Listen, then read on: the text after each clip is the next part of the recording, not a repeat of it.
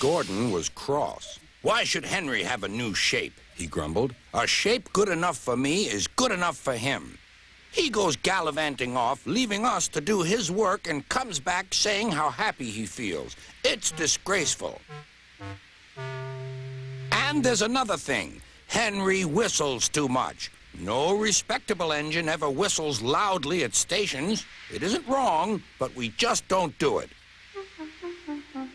Poor Henry didn't feel happy anymore. "Never mind," whispered Percy. "I'm glad you're home again. I like your whistling." "Goodbye, Henry," called Gordon. "We're glad to have you with us again, but remember what I said." Later, Henry stopped at Edward's station. "Hello, Henry," said Edward. "You look splendid. I was pleased to hear your happy whistle yesterday." "Thank you, Edward," smiled Henry. "Shh! Can you hear something?" "It sounds like Gordon," said Edward, "and it ought to be Gordon. But Gordon never whistled like that." It was Gordon. He came rushing down the hill at a tremendous rate.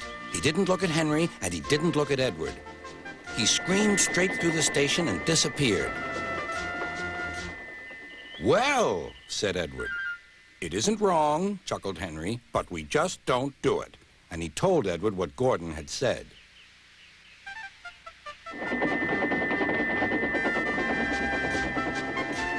Meanwhile, Gordon screeched along the line. The noise was awful.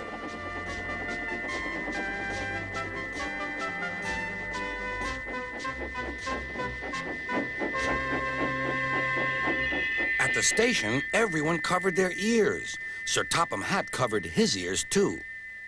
"Take him away," he bellowed, "and stop that noise." Gordon puffed sadly away, but he wouldn't stop whistling until two fitters climbed up and knocked his whistle valve in place. That night, Gordon slunk into the shed. He was glad it was empty. "It isn't wrong," murmured Henry to no one in particular, "but we just don't do it." No one mentioned whistles. Next morning, Henry was enjoying himself enormously.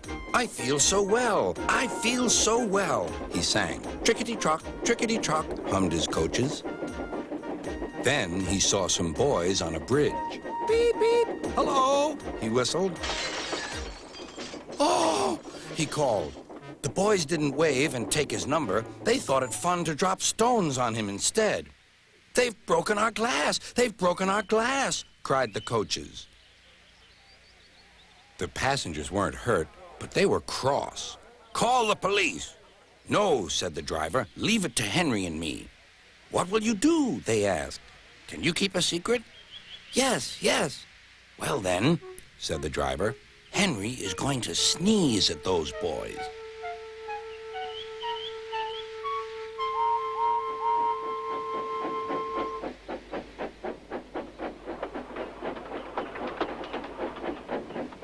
Lots of people were waiting at the station just before the bridge. They wanted to see what would happen. "Henry has plenty of ashes," said the driver. "Please keep all windows shut till we've passed the bridge. Henry's as excited as we are, aren't you, old fellow?" Henry felt more stuffed up than excited. Soon they could see the boys, and they all had stones. "Are you ready, Henry?" said the driver. "Sneeze hard when I tell you." "Now," he said. Achoo!